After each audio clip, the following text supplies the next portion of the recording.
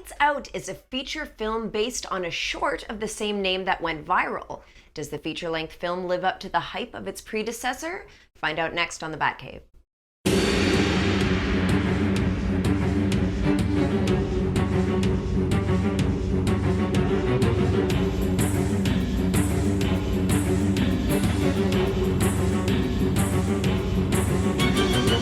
Hi guys, welcome back to the Batcave. I'm your host, Lady Hellbat, and I recently had the opportunity to check out a movie called Lights Out, a movie that's gained a lot of notoriety because it was based on a 3-minute short that was really popular online.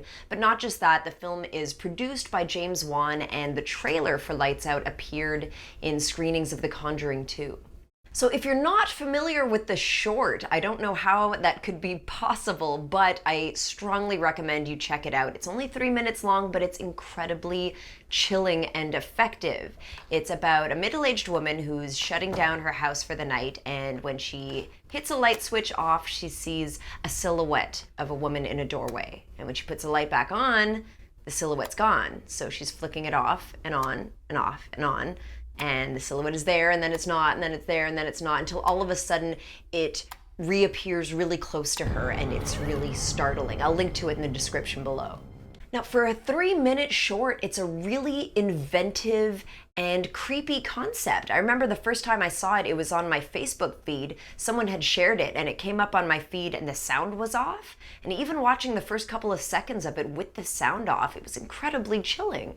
I think part of its effectiveness is that it taps into something that we all know, something that we've all discovered as children, which is to say that things look very different in the dark. Your own bedroom, your house, your hallway, places that you know really well all seem a little bit different in the dark because shadows can play tricks on you.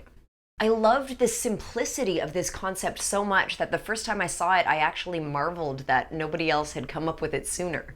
Now, the writer and director of Lights Out is a Swedish man by the name of David F. Sandberg, and he's made numerous horror shorts that all kind of focus around the same core concept idea, which is to say a woman is alone in her apartment or alone in a similar circumstance and is besieged by some kind of mysterious demon. Now, he's also done a lot of work in TV, but Lights Out would be his first feature debut. When the trailer of the full-length feature film came out, I have to admit that I was a little bit skeptical. It looked like it had the wonderful concept that I loved from the Lights Out short, but it seemed like it was padded with almost really stereotypical horror tropes.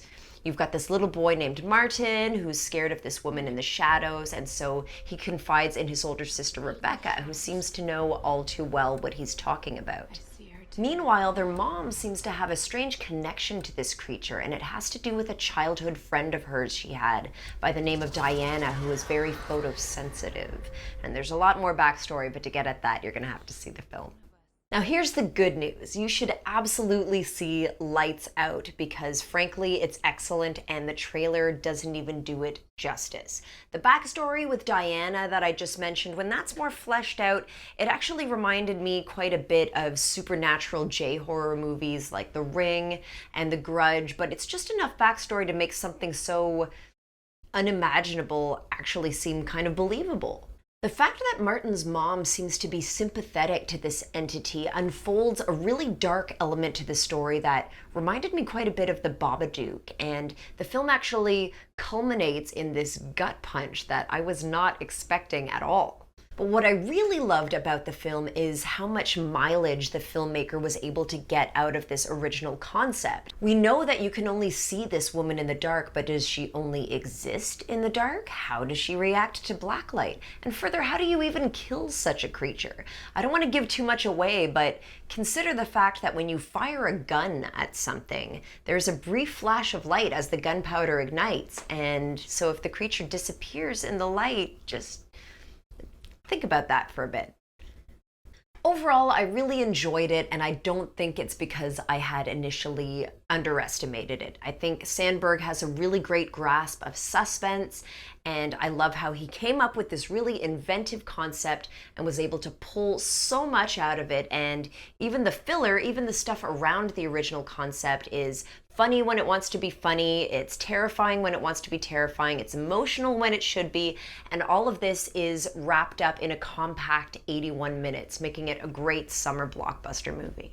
Apparently Sandberg's next project is working on Annabelle 2, so we'll see if lightning can strike twice and he can breathe some new life into that franchise. So that's my review, guys. That's what I thought about the film. I hope I convinced you to give it a shot, because my arm needed a little bit of twisting, quite frankly, but I really enjoyed the film.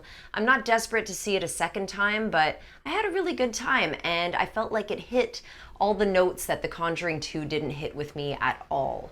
In the meantime, please feel free to share my video with anyone else you know who's kind of interested in Lights Out, and don't forget to subscribe, because I've got a lot of good stuff coming up on the Batcave. See you next time.